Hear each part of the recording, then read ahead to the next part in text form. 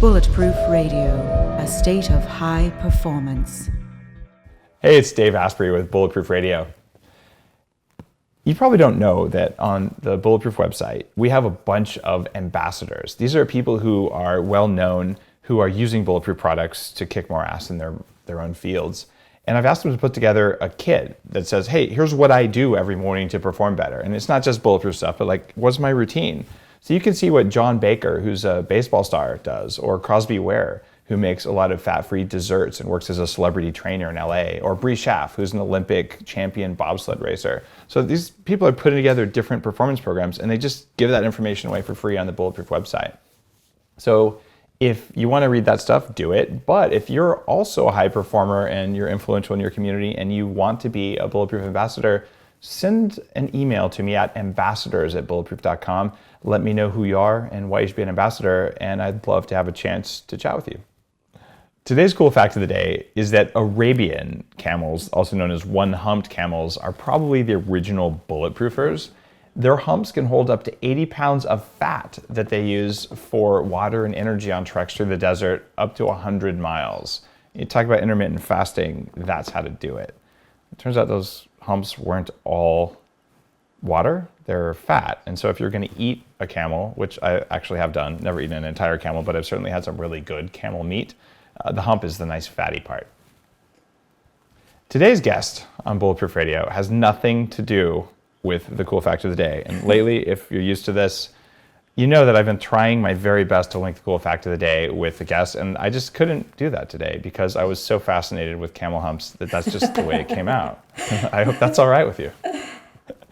Today's guest is Dr. Amy Shah, who's a double board certified doctor, trained at Columbia University Medical Center, Beth Israel Deaconness / Harvard, and Albert Einstein College of Medicine. And she studied nutrition and graduated magna cum laude. Laude? How do you say that? Laude. Laude, there you go. See, I actually studied Latin like in 7th grade, and I forgot it as soon as I was done. Yeah. But you studied at Cornell. So you're one of those few double board certified doctors who also actually studied nutrition, which is why it's so interesting to chat with you. And welcome to the show, by the way. Thank you. So honored to be here. And you have a large online private practice, and you're about to come out with a health coaching program. So you're pretty well known and just doing stuff that's different than what you normally see from medicine, but you're coming at it from the background of someone who's very well trained and well entrenched in medicine, which is why I'm so excited to pick your brain. Awesome. Let's do it. Right. And for people who are at work and listening to the show, if you want to look at Amy's website, amyshahmd.com. Shah is S-H-A-H. Now, I'm like, where do we begin? Talk with me about what it was like before you became a doctor, because you're kind of like over-credentialed even for a doctor. Yeah. Double board certified nutrition. Like, what the heck made you do all this? Well, okay, so I was always really, really interested in nutrition, and that's why I decided to major in it, just how the body responds to food and minerals and vitamins and all that stuff. But I found the traditional tracks for nutrition enthusiasts were basically a dietitian or some kind of hospital type of nutritionist. That's what most people got jobs doing. And it wasn't what I wanted to do for the rest of my life. Like I was like, I don't want to be prescribing, plans for people who cannot, people in the hospital. I really wanted to help a larger audience. So I thought that going into medicine, oh my God, I can help them with their health and I can help them with their nutrition, and it'll be a great marriage. Little did I know that Western medicine has very little to do with nutrition, at least natural food-based nutrition. They taught us a lot about chemistry and organic chemistry and like what molecules, what are carbohydrates and fats, but we don't really learn like what food does, what food we should eat, what foods we should be putting into our bodies. It seemed like that was kind of overlooked. Even the food they served us was like processed. We got pizza and noodles from, these Chinese restaurants. I mean, that was what they were feeding us. And then they were telling us about these little facts about nutrition. It just didn't match for me. And so I kept searching. I thought, well, maybe general medicine is not where it's at. Maybe I have to specialize. Like maybe I should do immunology because the immune system and nutrition and health go hand in hand. And I did that. And again, I found that the focus was on disease and very much helping people cure or manage their diseases rather than what do you do to maintain your body and prevent disease. And I thought that was so sad. So I wanted to incorporate a part of that into my practice. So that's why I basically kept on getting trained, because I thought at some point I would be doing exactly what I thought. And then I realized I had to just do it myself. Like there was no tract that was going to get me there. Thank God for online internet medicine because, and I really, really applaud you because a lot of the things you talk about in your book, I mean, that's what the things that people should be doing every day, that eating the vegetables and, doing the exercise, that's what you should be doing to prevent the problem from happening. We shouldn't just be dispensing medications for people who already have the problem. One of the reasons I became a biohacker is that at the very beginning of this, where I'd already started paying attention to diet and why my exercise wasn't working and my diet wasn't working. But then I started feeling really crappy. And I went to this doctor, and it was at the Palo Alto Medical Group. And I'm like, look, I know this didn't actually happen, but I feel like I've been poisoned. Everything's hard. My brain doesn't work. I'm fat. Like I lost all this weight, and it's coming back. And I feel like the only thing that I've noticed makes a difference is I take vitamin C and I feel a little bit better. And he goes, how much? And I go, I take 3 grams a day. And he goes, stop, it could kill you. And I'm like, what about Linus Pauling? Yeah. And for people listening, Linus Pauling, 2 Nobel Prizes, took 90 grams of vitamin C a day, father of research in it. And this doctor looks at me and he goes, who? He didn't know who Linus Pauling was. And it just occurred to me that we were on different planets. And I was kind of offended, and actually my brain was really toxic at the time. And I was kind of a jerk at the time. So I was like, I told him, won the Nobel Prize, took 90 grams a day. By the way, you're fired. And I walked out of his office. I never paid the bill. Like they sent it to credit collections agency. I'm like, no services rendered. Nope, not okay. And this is the guy who told me, maybe you should lose weight. I'm like, no shit, Sherlock. You think I don't know that? You don't think I've tried everything on earth here? And it was eat a healthy diet. And I'm like, what's that? I know. And it wasn't his fault in retrospect. He just didn't know. Yeah. He wasn't trained. I expect him to be trained. This was my expectations. And he wasn't a bad doctor by a long shot. He was a doctor. He wasn't a nutritionist, right? Yeah. And I'm seeing a major shift in medicine where this is, almost 20 years later. I'm old.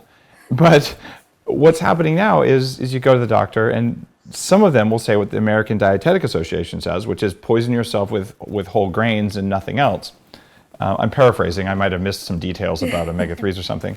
And then there's this other side where I'm seeing doctors who are like, okay, maybe you should eat paleo. And there are doctors who, hey, here's the Bulletproof diet, and they'll hand out the infographic. And it's such a wide thing, though. How do people know when they go to the doctor? How do they know if they're talking to someone like you who studied nutrition and is a physician versus a physician who's like, eat healthy and have a muffin? Yeah, no, you're completely right. It's so impossible. Most doctors don't know that much about nutrition, and I don't want to rag on my profession, but it's true. Neither they don't have interest in nutrition, they don't have the training in it, and frankly, that's not their focus, and that's not what they want to be doing. They want to save lives. The focus of Western medicine is the antibiotic principle. You cure someone with a pill, and that's what it's all built on. So the basic way is if they're only prescribing you medications without lifestyle measures or without a diet plan for your problem, most 99% of problems will require all 3. If it requires medication, it should require some lifestyle and diet. Then you might be dealing with someone who may not know. Or you can ask them what kind of diet should I eat with this? Or what kind of lifestyle measures should I take? And if they're like, oh, I don't know, or I don't have time, that's probably a bad sign. Got it. So you can look at credentials, you can look at reviews, but you go in and you ask them. And what I'm finding is that this may be a selection bias because of the kind of physicians I talk with, but I talk with a lot of physicians. Yeah. And some of them are very close personal friends, and others, it's just professional interest. I go to medical conferences for fun because that's what I love. even though I'm entirely an uncertified, unlicensed biohacker. And so there's a change where they're like, every physician, at least the majority of them, is about helping people. And there's a few like, I'm just going to make money, but they usually just like, I don't know, they don't stay in the profession, they become like administrators or something. Yeah, exactly. By the way, I just ripped on hospital administrators in a major way. I did used to work in a hospital. People don't know that. I worked on computers at a hospital, but I did. Oh, wow. So anyway, what I'm saying there is that the physician desire to help is there, and saving a life, fixing a broken bone, acute trauma, burns, infections, like that is amazing skills. And I'm married to a doctor, right? Yeah.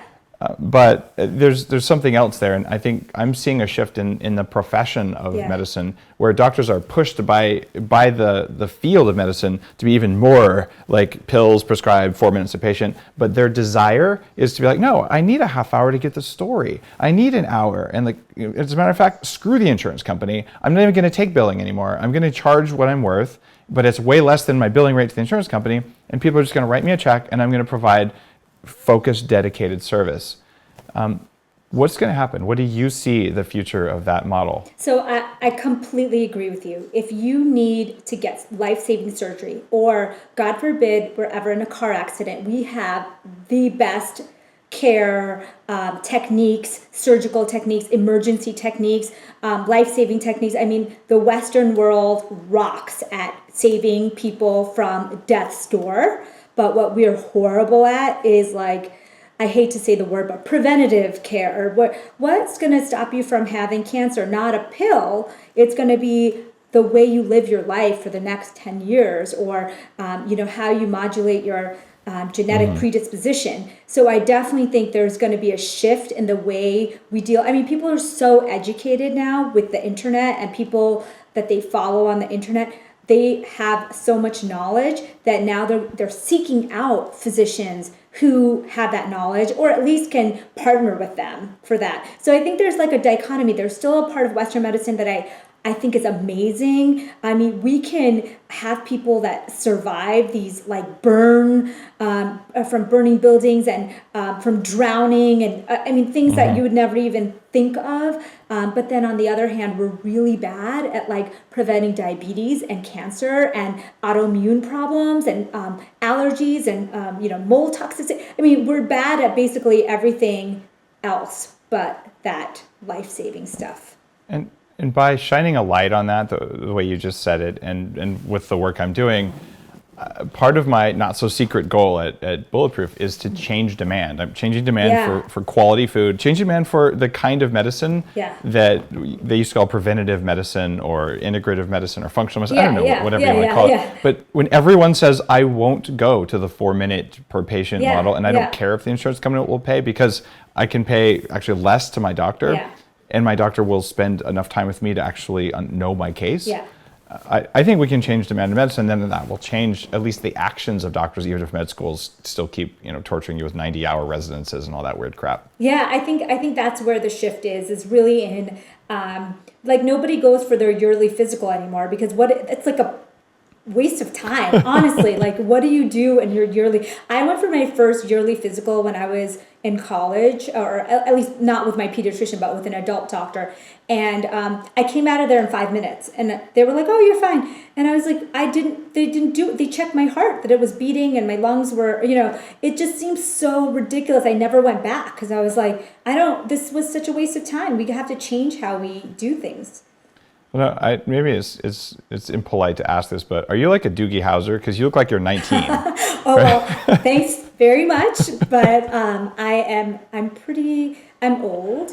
You're just doing something right nutritionally, because I'm like, why do you need a physical? Well, obviously you're well enough trained. You can't be 19, but yeah. I'm Indian, so I think Indian people tend to look younger. Doesn't bode well when I come in to see patients, because they'll say like, "Oh, you're so young," and I'm like, "No, but I have like 20 years of training, I swear."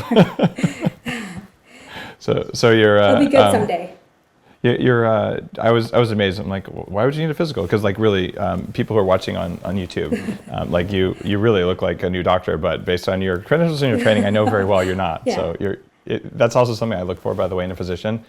If your doctor looks healthy, that's a good sign. If your doctor is 80 pounds overweight, maybe there's something that they haven't looked at on themselves. And I'm not saying that it is okay to have a doctor who's sick as long as they know why they're sick and they're working on it. But if they're like, oh, this is just my way because I don't follow my own advice, like that's because you can't follow your own advice because it's bad advice. Oh, I have to tell you that all those years of training, if you looked at what people ate and how they slept and how they treated themselves and what kind of stress it's enough to age you like 20 years. I cannot believe that they're doing this to themselves. I mean, it's not them. It's like the pressures of the system. And then you're supposed to tell people not to do it. It doesn't even make sense because it's very hard to reverse those bad habits. Like, I know that my doctor friends, most of them still really love processed food because it's like years of ingrained tendencies and it's like quitting smoking. It's really tough. Yeah. So it is. Well, let's switch gears a bit because there's two areas where I really want to dig in with you. One is that you are one of I'd say the minority of physicians who really understands toxic mold. And clearly people who listen to this know I just did the documentary Moldy. Yeah. Go to moldymovie.com. You can check it out. I heard your interview with the guy, the doctor who was on there. I forget his name. Well, I had like a dozen of them on there. Or maybe it was one of them. Probably the guy in Roswell, Scott, or no, it was the other one. Okay, anyways, go ahead. Doug Kaufman, maybe. Yeah. Yeah. And so there's a bunch of different mold people. Oh, okay, got it. Yeah, there's Richie Shoemaker. Oh, Richie Shoemaker. Yeah, is the one he's the one who's like. Yeah, I heard your. Yeah, interview. Richie's like, it's all about inflammation and autoimmunity from mold. Yes. And then there's, but he's like, doesn't pay a lot of attention to the mycotoxin story. And there's another group of doctors who are like, okay, inflammation, we all understand autoimmunity, but like if you directly poison the mitochondria in the cells with these things. So like I'm finding even within the mold community, there's like people saying, well, it's this. Yeah. And I think it's all of them, depending on your too. genetics. I think so too. Okay, you do too. Yeah. That was one of my first questions for you. I see so many people because I am in the allergy, inflammation, asthma space that come in with all kinds of symptoms from toxic mold or just environmental mold that they don't know what's causing. And they'll say, all kinds of inflammatory symptoms, but then they'll also have like profound fatigue and brain fog. So it seems like it's a combination of everything. And I know as soon as they tell me their symptoms, I can almost predict that it's a mold sensitivity. It's awesome that you said that. Yeah. I have the same experience when some clients on the phone. Yeah. I'm like, did you by any chance have like water damage? And like, yes. Yeah. Because like everything went to hell all at once for them, right? And it's pretty quick and it's pretty profound, and you don't get that with a lot of other things. And we often will say, okay, you should look around. Sometimes people will not know about their water leak, or they'll check behind their washer dryer, or they'll be in an apartment and they'll say, oh, when I go to the beach, I feel like $1 million, and then I come back home, and that's when I know that sounds like mold. I mentioned earlier that like I felt like I'd been poisoned when I went to the doctor. It turns out I had moved into a condo, and I didn't know this because I didn't understand that water damage mattered.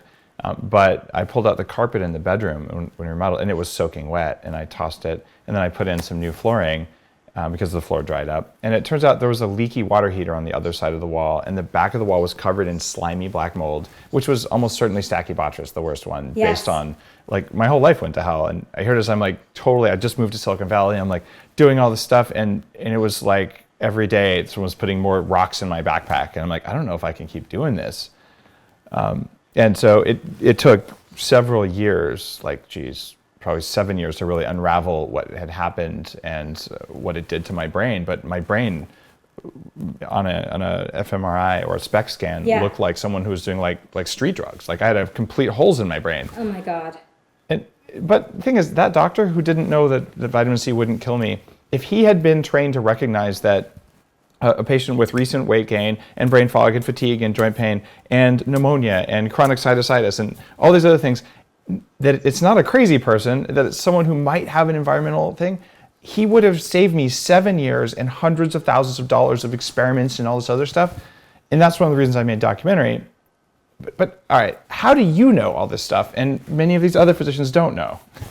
Yeah, I think you're right about raising awareness. I think that people just don't know how to put a lot of these seemingly unrelated symptoms together. But I think the biggest thing, I think you mentioned it to me when we had gone to the Mind Body Green, the Miraval conference, how Yeah, that was great. You can walk into a place, people that have mold sensitivity, they can just walk into a place and feel so horrible for days. That's if you have it, because you can remember that. You can know when you've been to a place that has mold.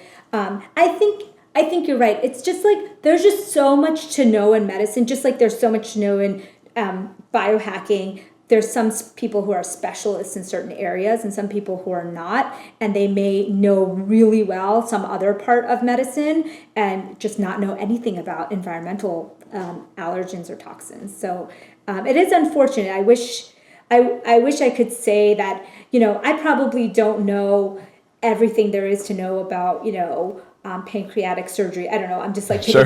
So like in the same way, I feel bad because general physicians are like bombarded with so many different topics that it's almost hard. Difficult to know what to know. They're still working in the old days where they're taught to recognize bacterial infection or how to figure out if you have a bad infection that requires hospitalization. They're not really good at this stuff. So it's good that you're raising awareness about that. I think it's necessary. It's awesome. It's one of those things where it may not be possible for a doctor to know all that stuff. Yeah. And even like, so you and I are pretty well versed in this.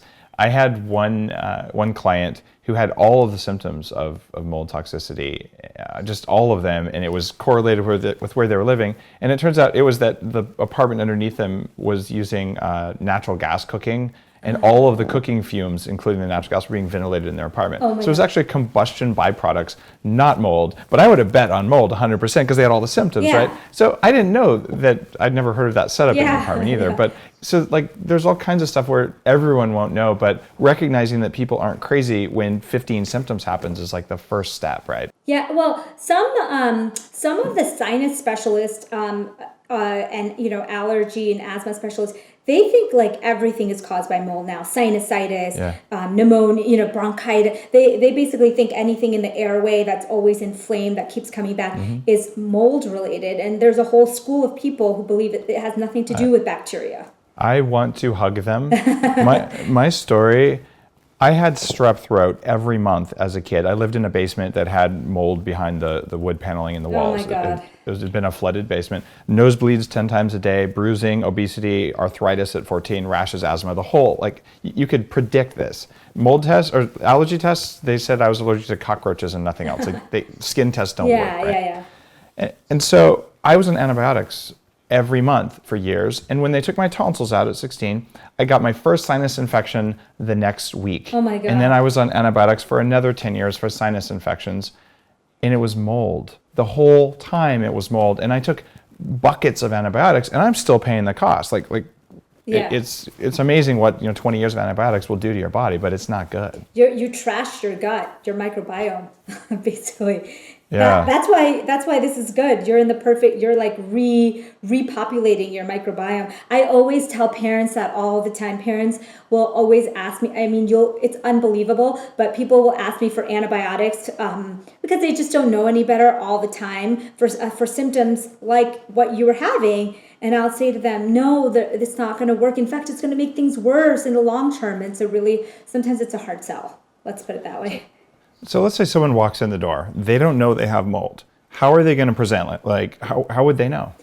So the very, very obvious story would be someone like you, someone who's getting chronic sinus infections, chronic bronchial or lung infections, fatigue, headaches, skin rashes, autoimmune type symptoms, joint pains, just kind of like unrelated things that seem to have started all at once.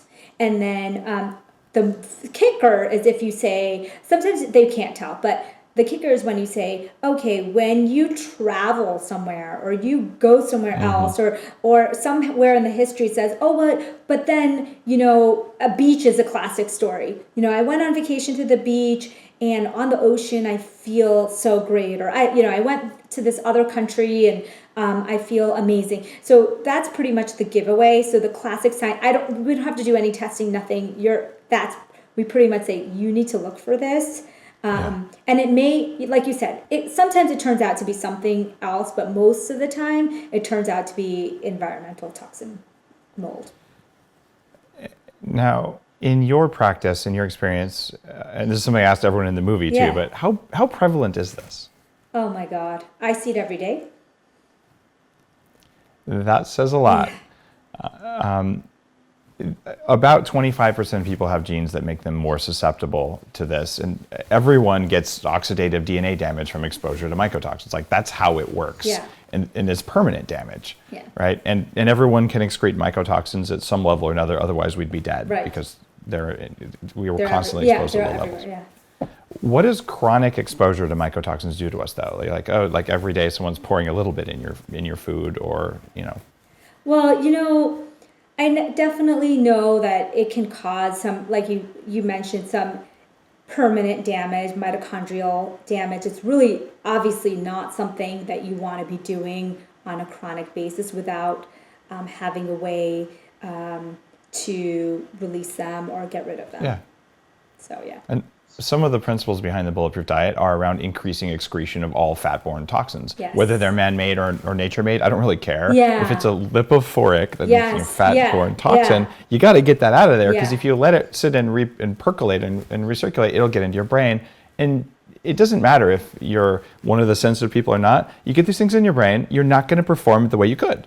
There's so many toxins, exactly what you said. There's so many fat toxins that get stored in your fat that don't get out of there very easily. So definitely. What do you recommend for patients who want to lose weight quickly? Lose weight quickly? Like I have 100 pounds of fat. I want to lose it in 100 days. What would you say to someone who wanted to do that? I don't know. I don't have any suggestions for that. 100 pounds in 100 days is very, very quick, and I don't think I know. Do you know of a way of doing that? I had one client lose 75 pounds in 75 days. What? Yeah. No, it's doable. But here's the thing. All we did is we just cut off his legs. No, I'm kidding. I was like, I thought that's what you were going to say. I'm like, that's what I would say is my answer. No, what I wrote this up. It's called the Rapid Fat Loss Protocol, and it's subtitled "How to Lose Weight Faster Than You Should." And that's where I was kind of going with my question. It wasn't to mention that, but it was to be like, the biggest reason on there, I'm like, don't do this unless it's like 2 weeks for a wedding or something, because of the toxins stored in our fat. If you lose the fat that fast, and you'll get brain fog, because all of the crap that your body was sequestering in the fat so it didn't go into your brain, it will get released. And if you're not biting and excreting when you lose the weight, you're gonna mess up your brain. Like, it's so bad to lose weight too quickly, but you can do it. Right. What is that protocol, may I ask? Sure. It's basically, it was one of the things behind the Bulletproof intermittent fasting idea, where you force yourself into ketosis. And what you do is you basically go on a fat-only type of thing. It's bulletproof coffee twice a day without protein. And then you'll experience some hunger. You take amino acids to stop weight loss, but you do a ton of detox things like the Bulletproof activated charcoal, glutathione, and some other things, vitamin C. Release all the toxins. Chlorella, like every toxin binding agent you can get. And you go into really deep ketosis really quickly with relatively limited calories, and you turn off hunger using ketones. So you dump the fat, and it's worked for almost everyone, except a few people. One woman with a post-pregnancy, just jacked hormones. She couldn't lose weight no matter what she did, and I've never had someone not lose weight on that. But it's actually not healthy for you. Like, you can lose weight the healthy way using like the normal Bulletproof intermittent fasting, using a protein fast once a week, and just like eating healthy and quality stuff. I mean, I love intermittent fasting. I think it's like a really, really great way for both inflammation purposes, longevity. I mean, there's so many health benefits to it besides just the weight loss benefits.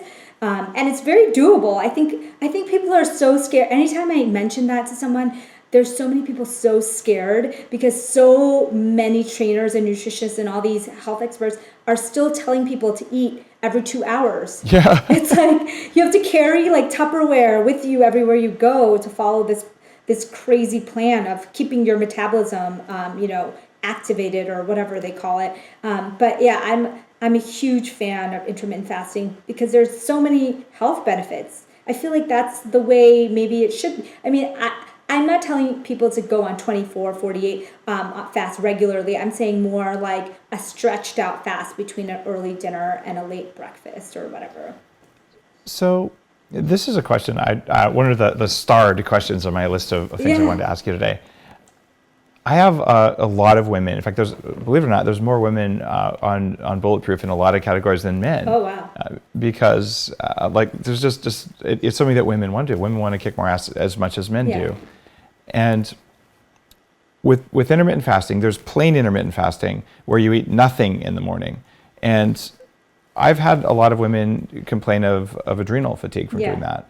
And I even wrote a blog post about women and intermittent fasting. So then it's like, well, at least add some fat in the morning so you don't get the hypoglycemic effects, but you still don't have protein. But whether it's the Bulletproof intermittent fasting or plain intermittent fasting, for women, given adrenals and monthly fluctuations of hormones, and the fact that, well, this is kind of obvious, but you are a woman and you practice intermittent fasting. What should women know about intermittent fasting? Yeah, it's totally different for women than it is for men. And not all women, because I know there's tons of women who will say, oh no, I've been doing it for years and I had no problems. But most women, their hormones are very, very sensitive, especially our hunger hormones, because we were are wired to carry a fetus. And so when your body senses starvation, it's going to turn on all these hunger hormones and all the adrenal, all the cortisol. And you're basically, I think every woman can attest to this because every woman has dieted at some point where they completely underate without having fat or amino acids or whatever. And they notice that the next couple of days, or maybe the next day at least, they're tired, they're that adrenal burnout, and then they're hungry, like like nothing satisfies their hunger. It's the body's response because they don't want you to starve yourself. And women are just much more, their bodies are just wired to be much more sensitive, the pituitary, the ovaries. So I always tell women that most of the time you want to start with a shorter, a more gentle fast, and you want to do it maybe every other day in the beginning. Yes, not every day. Yeah, because it's just going to jack up your hormones, and you're going to end up hurting yourself adrenally. And some people women stop having their menstrual cycles. They will have all kinds of rebound symptoms. Their thyroid, their adrenals, everything gets messed up. So I think that I call it like a crescendo fast. So basically you do 16 to even less than 16 hours if you want, like 14 to 16 hours, 3 non-consecutive days a week. And on those days, I tell them not to do high intensity because you know how women are, a little is good, then more is better. Like they'll be calorie restricting themselves and intermittent fasting and doing CrossFit, every single day. And that is a recipe for adrenal burnout, for sure. That'll break you. Yes. Yeah. And I think that's the concept because, everybody wants to go in all or nothing. And it's really hard to say, okay, back up, let's start a little bit slower and then let your body get used to it. And then you can move up to something like almost a daily fast if you want. What about guys? Because I've seen this phenomena where guys who practice intermittent fasting every day for a while, even some of the big proponents of it, it's kind of like they're pissed off all the time. Yeah, it's true. It's true. What's going on hormonally for that in that case? It's a little bit of a stressor. It's a hormetic stressor.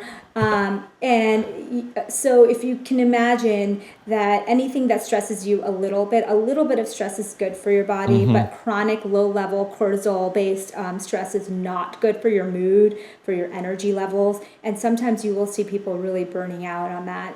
Sometimes you have to kind of do a break from it, let your body kind of reset and restart then.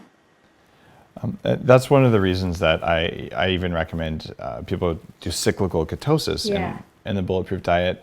to give yourself a little break from it. Yeah. Although there are some people, even like Bree Schaff, who I mentioned, one of our ambassadors, who was like, oh, like I can go into ketosis for months and she's happy as a clam.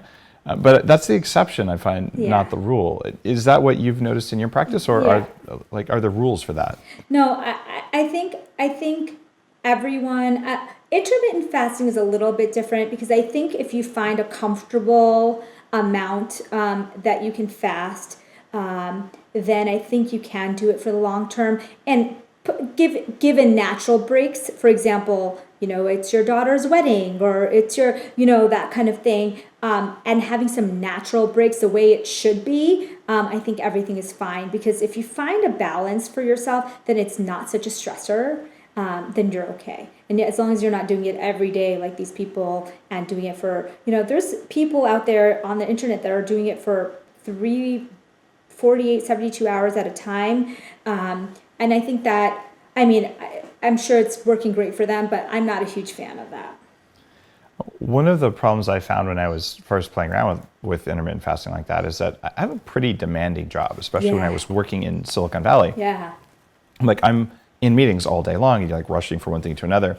And you're gonna have dinner, and then no breakfast, and then no lunch. And all of a sudden around 11:30, even if I can hold it together, I can still do it. Yeah. I'm not at my peak performance in the middle of my workday, and I'm more likely in a way to be a little bit cranky, a little bit angry. And go to any of the pure intermittent fasting forums, and you'll see the kind of anger that happens when you're constantly challenging that. Like it's a problem. Yeah.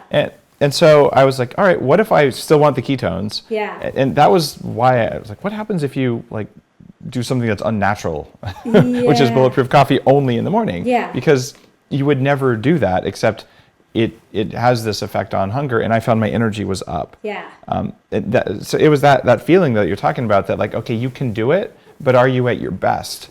And if you have a life where you can take a break and okay, I'm going to do a 48-hour fast, I don't think that's a bad thing. But if you're going to work a busy job and work out and you're not going to do what they do at a meditation retreat, you want to fast, sit here by the waterfall and we'll bring you some tea. That's different. Right. And so one is a recovery purity thing, but the other one maybe is a little bit abusive on yourself. Oh my God, there's women and men who'll say they're so hungry at night before bed that they're starving and they can't sleep. And so I tell them, I'll say, don't do that to yourself. You're basically beating your body up. So go and have, either a spoon of coconut oil or MCT oil or some kind of something to hold you over through the night, because otherwise you get very poor sleep, and the next day you can't really function like a normal human being with tons of responsibilities and then still not eat till lunchtime. That makes no sense. Well, let's talk about some other. So excessive intermittent fasting makes you weak. Yeah. Some of the other things. Let's talk a bit more about toxins. What about chemicals and food dyes in foods like tartrazine? How important are those in your medical experience? Oh my God. This is unfortunately such an unregulated area. It is so hard for doctors like me, who I know when someone tells me that tartrazine or a food additive or certain food products cause problems, and there's no test available to prove it, so that we can go back to those companies and tell them, hey, I'm seeing all these patients, having problems with this additive. Of course, they don't want people to be able to test that and to identify that, except for a few things here, like tartrazine is one of them. But there's and tartrazine, by the way, I forgot it's yellow number 5. It's a dye found in Doritos, right? I should have defined that. And they took it out of medications, but they have not taken it out of foods. And there's, it's just so sad. And it's a known cause of, asthma attacks and allergy and so many different things. MSG, the list goes on and on. But shockingly, there's no good test to prove that. And so still we're going by history. We're basically saying, okay, you feel like this, or this happens to you when you eat these foods. I think it's sulfites, or I think it's MSG, or I think it's tartrazine, I think it's this additive, but it's so rampant in our food supply. It's very sad. When I read the packages of things that my kids pick up from the store that seems so, kid friendly, and you read what kind of additives they have, it's just shocking. It's really sad. When my kids go to parties and all, like there's a piñata and it's full of like these like chemical candy things, and my kids like, oh, this is great. And last time I think my daughter had 14 lollipops. Yeah. And they're like corn syrup and red food coloring and like some sort of acid thing to make them taste fruity. And they just know there's a standard deal. They can trade them in for pieces of dark chocolate. Yeah. And my kids like dark chocolate because they've been, they learned to eat it as that's what chocolate is. So they're like dancing. It's like, yeah, I get it. And people are like, you give your kids chocolate. I'm like, you give your kids Pop-Tarts? Like my kids can eat chocolate bars all day long before they can have a Pop-Tart. Oh my God, we're totally on the same wavelength. Actually, we have dark chocolate chips, like really dark chocolate chips in our freezer at all times because I do the exact same thing. Cool. I give them their dessert is, a cup full of like, 13 chocolate chips or whatever. And that's like the best dessert they could ask for. And you're right. People are like, why do they like dark chocolate? That's so weird. But it's because it actually tastes really good if you get used to it. I'm sure you feel the same way because you do the same thing. But they actually look forward to that. Yeah, and my kids, like, we were at a restaurant the other day and they put some sort of balsamic reduction on the meat that we didn't want. And my daughter took a bite, she goes, this meat's too sweet, gross. And we teach them not to say gross about food. Yeah, but that's awesome. We're like, okay, don't criticize the food. But the idea was, I won't eat this because it's too sweet. Yeah, that's awesome. That's what happens when you train a kid's palate, right? Yeah, that's awesome. I think we should all be doing that. And it does, it's so enticing. I see my kids when they get Capri Suns, they're like, this is the best thing I've ever, it's not perfect. I'm not by any means perfect, but I don't bring it into the house, and I try to educate them on what they should be choosing. Because, we talked about this in a lunchroom. If you have a whole fruit or you have a cookie, what do you think a child is going to pick without the parents telling them what to do? They're going to pick the cookie. You have to make it enticing for them. You have to educate them that I know the cookie tastes better, but there's so many benefits in eating this fruit or not having that cookie option. Like if you give them those options, they're never going to pick it, Yeah, it's a constant struggle for a lot of parents, and part of what made it easier for me is that we've known this since before birth, but also I understand the benefits of intermittent fasting, and I also know that it takes about 30 days to starve to death. Yeah. And my kids know that too. So about twice, both of them said, I'm not going to eat that. And it's like, okay.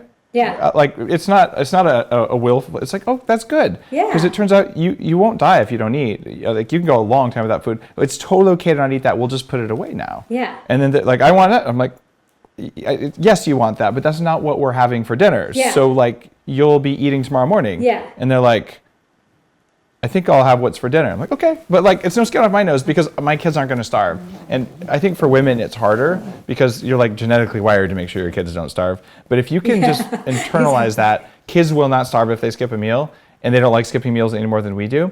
All of a sudden, a lot of this fighting about food, it turns out it's actually like an internal dialogue in the parents about my kids will die if they, don't eat their whatever that you're having for dinner. Yeah, and I think if you make it really cool for them too, and you make it, they always want. Kids are always trying to impress their parents. Maybe not when they're teenagers, but when they're younger. And my kids are always saying, like, "Oh, look, I put spinach in my smoothie," or like they're always. And I really praise them for it. I'm like, I'm so impressed because it doesn't taste as good as if you did, sugar in the smoothie or whatever. So I want to reward them for wanting to, show initiative for that. And I think if you show them that you really care, that that really meant a lot to you, then they'll make more efforts to do that. And then, of course, after a while, their palate is trained to like that stuff. And it just goes from there. But I'm just horrified at schools and school lunches. I just can't get over how they basically, whatever training we're doing at home, they're basically taking that and turning it all around. Thank God my kids go to a charter school where there really is no school lunch cafeteria. You have to basically pack their lunch, but it's a blessing. Yeah, my kids are in a Waldorf school, which is, as hippie as it gets. But it's still, like, part of the tradition is making bread. Yeah. So I don't want to say poor kids because, like, it's a pretty amazing school. Yeah. But every kid is like, here, have gluten in the morning. Yeah. And then some parents don't feed their, like, Some kids get like a piece of fruit for breakfast, and they're hungry at 10. So every kid has to have a snack at 10, even if they're well fed. Yeah. If your kids have bacon and eggs, they don't need a snack at 10. Yeah, they're going to be And full. so that whole thing, like how do we feed our kids without chemicals and feed them the right stuff? That's going to take generations to solve, I think. It is. It's really, really sad. I mean, they can start with schools, hospitals, that kind of, they have a lot of work to do, that's for sure. So they all need a copy of your book. Well, there's something else that drives me nuts, and it's breakfast cereals, because a new study just came out. 42% of them have ochratoxin A. Oh yeah, I read that study. Yeah, and that's a toxin, by the way. That's the number one toxin in coffee that's so common that it's illegal in most countries except the US, where we have no limits for the amount in coffee. But OTA is also found in chocolate, and it's found in a lot of grains. It's the one I was talking about that flattens the inner mitochondrial membrane, which is the power plants in the cells. Yeah. Question for you. Okay, clearly we both agree cereal is not an optimal breakfast for any human. Yeah. Maybe for chickens it's okay. Yeah. How important do you think, by the way, I don't know how you're going to answer this, but how important do you think ochratoxin A and other toxins like that are when they're just omnipresent in the food supply? Yeah, it is omnipresent in the food supply. You're exactly right.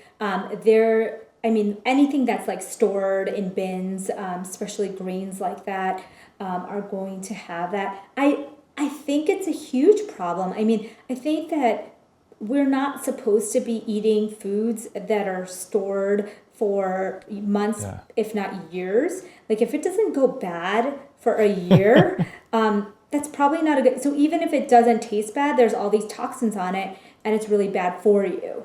So I'm in agreement with that for sure.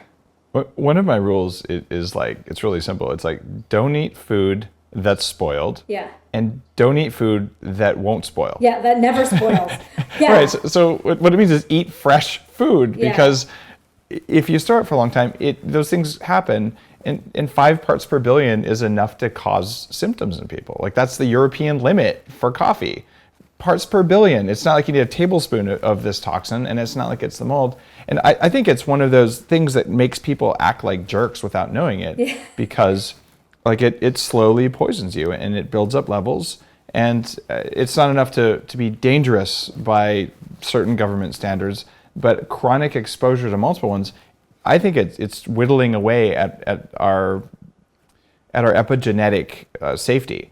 Like, throughout history, we never did that. Yeah. And now constant exposure means that we have weaker and weaker successive generations. And it's one of the things, along with tartrazine, along with all of the other stuff we're spraying around, it's total toxic burden. Yes, total toxic burden. And I think total toxic burden is really a great way to put it, because I think it's the environmental stressors, the food we're eating, all these things, and the people are wondering like, oh, why is there so much, autoimmunity, leaky gut, all these things? It's because your inflammatory factors, your IL-1 and TGF-beta, all these signals in our body are sensing all this buildup. So it's not just one thing or the other thing, it's all of those put together. And that's why I think a total body reboot is so much better. So meaning like fixing the way you eat, but also fixing the way you handle stress and the way you exercise and the way you sleep, and like putting it all together is going to make you feel so much better, because it's all those things put together that's causing the problem in the first place.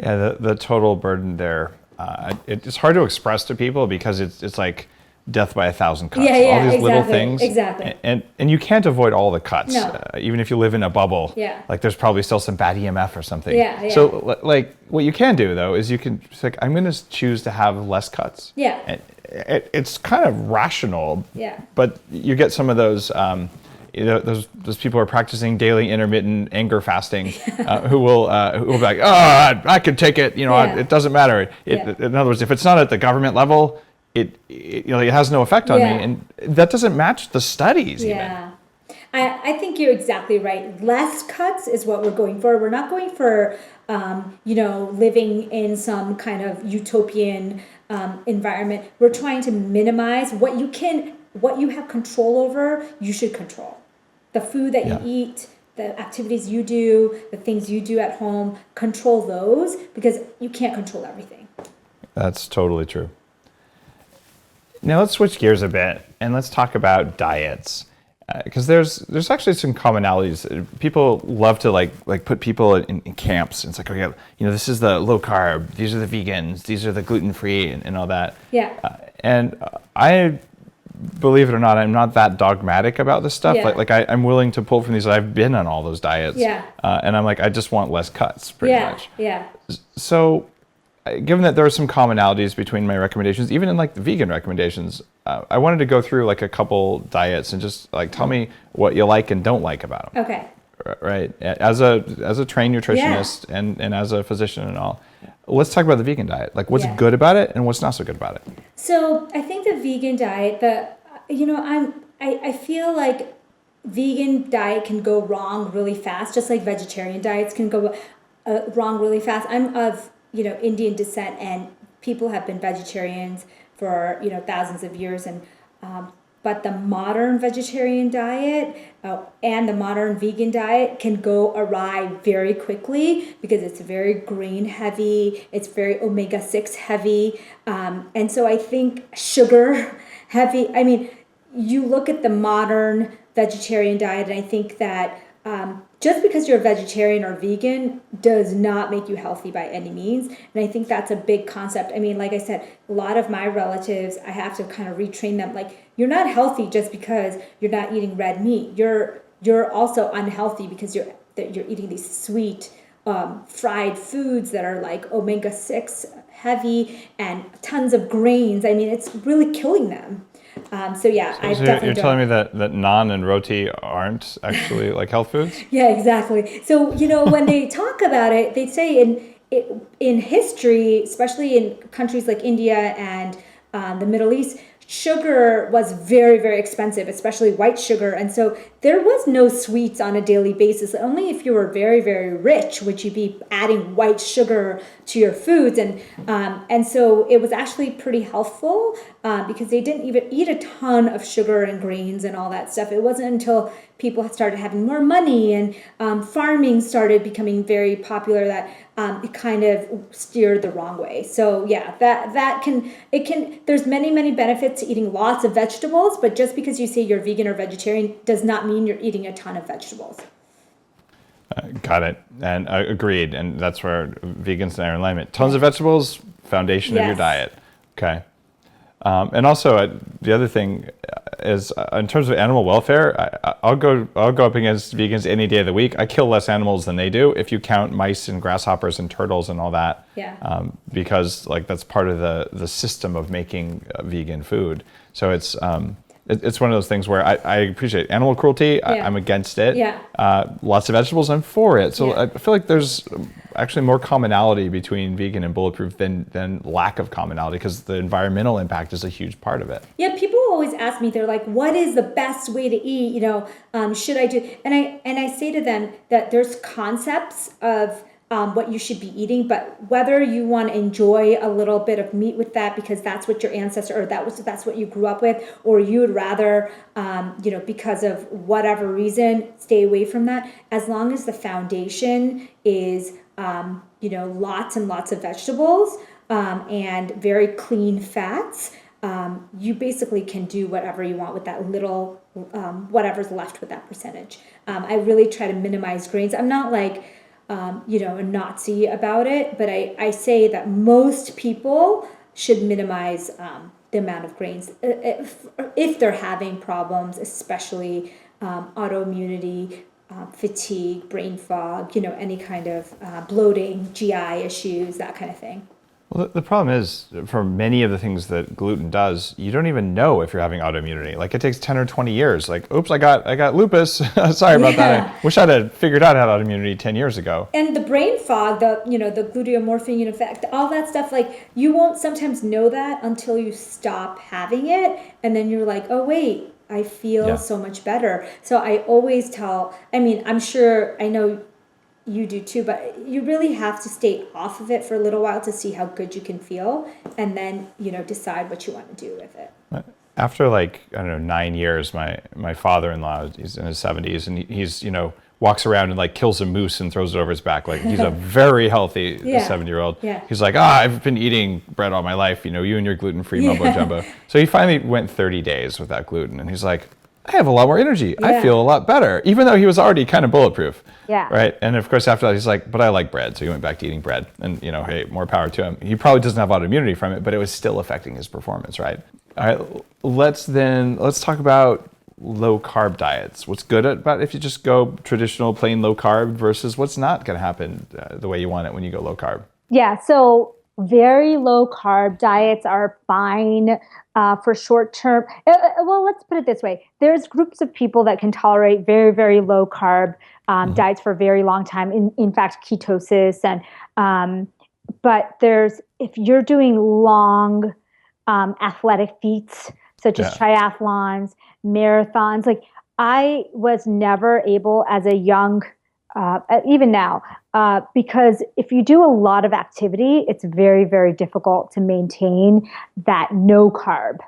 I think that low carb is good, but no carb for energy and performance may not be ideal. I did no carbs, like 1 serving of broccoli a day and nothing else, just meat and fat for the rest of it for 3 months, and it trashed my gut. It gave me food allergies, and it ruined my sleep. Like I was trying to like replicate the Eskimo thing, and it like I still have some of those food allergies. They're almost gone. But it was kind of ruinous. But I do know Jimmy Moore, man, he pulls this off. He lives in ketosis all the time. Yeah, it's really difficult if you're very active to do that. And like you said, if you're busy and you want to perform and you're not just getting ready for a movie premiere, you pretty much will have a difficult time maintaining zero carb. Yeah. But even if you're on just like a low carb, not a very low carb diet, one of the problems that I found when I years ago started experimenting with this stuff was if you look at like a traditional Atkins plan, you can eat low carbs, but then you're eating a lot of low carb junk food. Yes. Right? And like pork rinds are going to be inflammatory because they're deep fried. And you put NutraSweet, which is low carb and everything. Like what's going to happen when people put NutraSweet or aspartame on their low carb food? I mean, it's worse for you than eating the carbs. Exactly. Yeah. Use sugar. Don't use fake sugar. Yeah. Except like stevia or something. There are some safe sugars. Yeah. I'm a stevia fan also. I definitely think that you can be really unhealthy because people will find ways around, because you'll feel tired, you'll feel hungry, and then you'll find if you can maintain that and you have very low activity levels, and you can function, your brain can function, more power to you. Like these people who do it.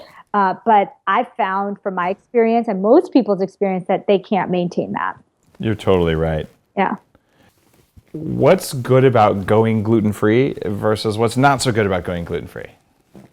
Okay, well, being in the immunology, allergy, inflammation field, going gluten-free tends to be really a good idea for most people. And I hate to be so broad about this, but I'm really finding in my experience that most people benefit from going gluten-free. I mean, it's like, I know people will say, oh, it's just a hoax. And like, God knows it's just a ploy by these gluten-free companies. And I'm like, no, but it actually works. Like it's actually, it actually helps. As long as you're not replacing it with like gluten-free junk food, you're pretty much going to feel better.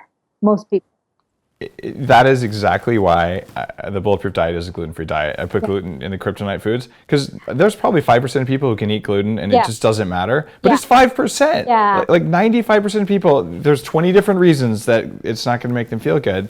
And I love my pizza like anyone else. And I can make a pretty good one with a rice crust and whatever else. Yeah. And I like my cherry turnovers. They used to be like my favorite dessert food. But you know what? It's not okay. It's not worth it for you. No, and it's probably not worth it for almost anyone unless you're in that 5%. Even if you tell yourself a story like I'm going to eat it, it's going to be good for me. I needed the carbs, whatever. The bottom line is if you needed the carbs, eat carbs that aren't gluten. Exactly.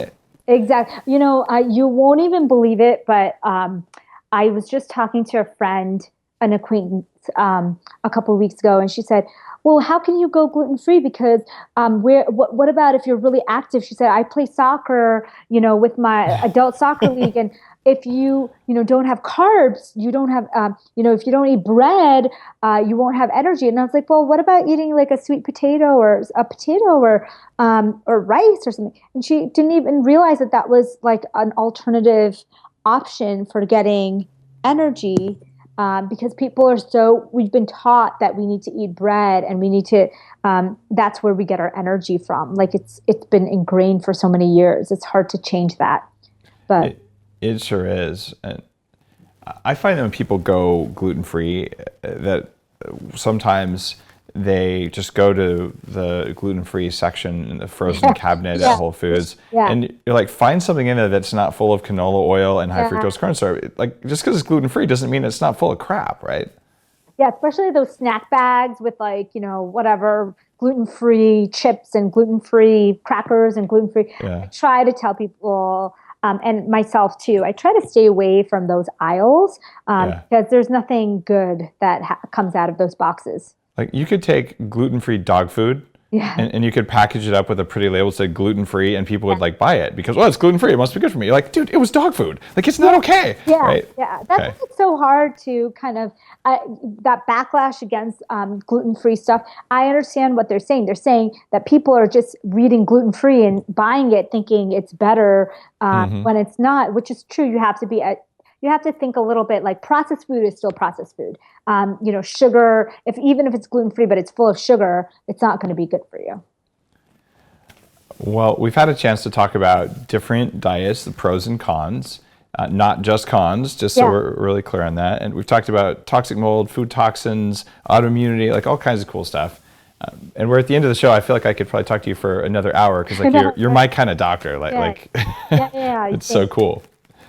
But there's a question that you haven't answered yet, and it's the one that comes at the end of the show, and it's given all the stuff you know, and just your whole life, even like your car accident and other things like that we didn't really get into. If someone came to you tomorrow and said, look, I want to be better at everything, like I want to kick more ass at life, what are the 3 most important things I need to know? Okay, so health and otherwise? Anything from your life.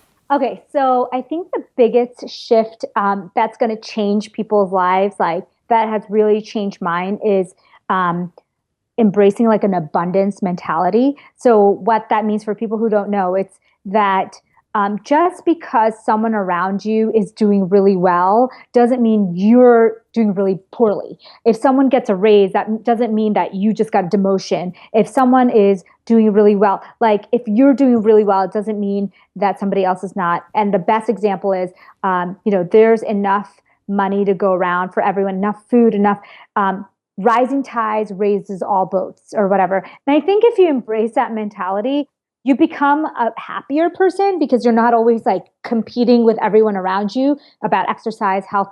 And you also become more satisfied with yourself and friendlier to the people around you.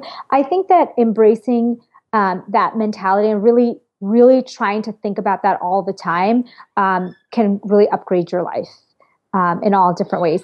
And then one of the other things is know yourself, like know your own food sensitivities, know what your limits are. Like when we talked about diet, we always said, oh, but then there's 5% of people who can do this. And then there's, 65%. And so know your own body, know yourself. That's one of the other things. And you want 3? Yep. Okay. So the third thing I would say is it all starts with food. So if you were like, oh my God, but you guys talked about like a million things, like I'm supposed to check my house for mold and I'm supposed to like do this and do that. And I always say to people, like the first thing you can do is start with your food. If you can fix your food, so many things start to come into place. That is some amazing advice. Starting with food, it's not that hard, but it just feels overwhelming for some people. And I wish someone had told me that when I was 16. It would have changed everything. Exactly. Same with me. It took me so many years of looking around and searching to find that it always starts with the food. Well, Amy, where can people find out more about you and what you're writing and your new program that you're working on? Oh, yeah. So you can go to my website, basically www.amyshahmd, which is AMYSHAHMD.com. I do have a new online health coaching program that I'm in the middle of the launch right now. Okay. It's going to close its doors in about a week from now, and then we'll have our first class. And then it won't open up till the new year. And for people listening, since this is going to be evergreen, so it's a week from October 15th. So October. Yeah. It's going to be October 20th. We're closing the doors. And Okay, cool. We're going to reopen it in the new year, sometime in January. Okay, cool. So by the time we edit this and get it out, it might be after the doors are closed, but at least people will know about it. Okay. Exactly. Awesome. Well, thanks again for being on Bulletproof Radio. I'm so glad we got to meet at Mind Body Green. And it was awesome. Yeah. Thank you for having me. Of course. It's been awesome. Have a great night. You too. If you enjoyed today's show, you know what to do. Head on over to Amy's website and learn some cool stuff. That's what this is all about. And if you want to, check out the Bulletproof coaching program, or just head on over to iTunes and tell someone that you like this. Basically, share something useful, share something good with someone else, and you might actually change their life. And if you don't, at least you tried. Have an awesome night.